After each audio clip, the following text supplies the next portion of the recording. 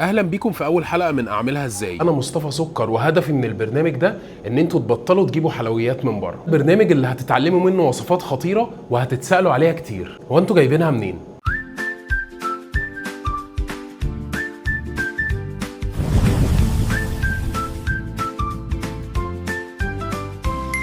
النهارده في اعملها ازاي هنعمل مع بعض ايس كريم، وصفه صيفي سهله جدا طعمها خطير، بس فيها مشكله ان هم عندك في البيت هيفضلوا يطلبوها منك. لو مش عاملين لي فولو على انستجرام فهحط لكم البيج بتاعتي هنا، اعملوا لي فولو على انستجرام علشان دايما تبقوا متابعين كل حاجه. كده احنا جاهزين ان احنا نبتدي الوصفه.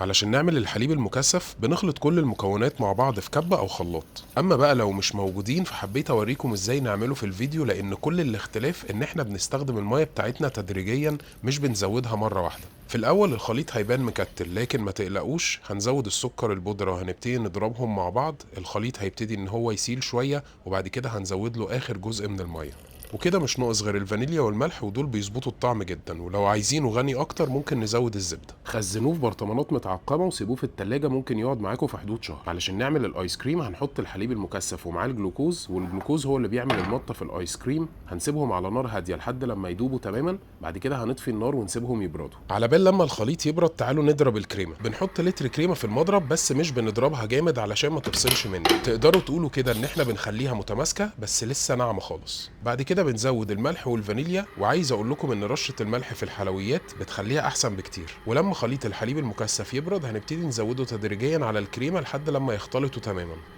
وكده احنا خلصنا. فجبت العلبه بتاعه الايس كريم وابتديت اعمل فيها طبقات ما بين الكيك والايس كريم. وطبعا انتوا ممكن تزودوا كل اللي انتوا بتحبوه، سواء كيك، بسكوت، فواكه، او حتى صوصات. من الاخر يعني لو عملت وصفه الايس كريم مظبوط هتعجبكم مع اي حاجه بتحبوها. اظن يا جماعه الوصفه ما فيهاش اي حاجه صعبه، وممكن تتعمل في البيت باقل مجهود. وبعد لما هتخلصوا الايس كريم دخلوه الفريزر على الاقل 8 ساعات. على قد ما الوصفه دي سهله وبتتعمل من غير مجهود، اي حد هيدوقها منكم هيسالكم جايبينها منين، واول لما يعرف ان انتوا اللي عاملينها هيطلب منكم الوصفه. فما تنسوش تقولوا له انت كده لازم تعمل فولو لشيف سكر، لانه الفتره اللي جايه هيعمل وصفات خطيره. اما بقى لو عملتي الوصفه دي في البيت فاستعدي، لان الايس كريم هيتطلب منك كتير جدا. فلو انت مش عايزه وجع دماغ ما انصحكيش تعملي الوصفه دي.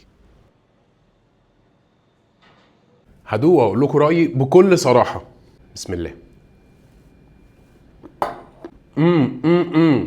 يا جماعه هتدعوا لي. اي حد اتفرج على الفيديو للاخر بجد شكرا جدا، ومبسوط جدا ان الفيديو عجبكم، وان شاء الله هنتقابل في حلقات جايه كتير. اعملوا لي فولو على انستجرام وتيك توك وفيسبوك وكل حاجه علشان مفيش حاجه تفوتكم، واشوفكم في حلقه جديده.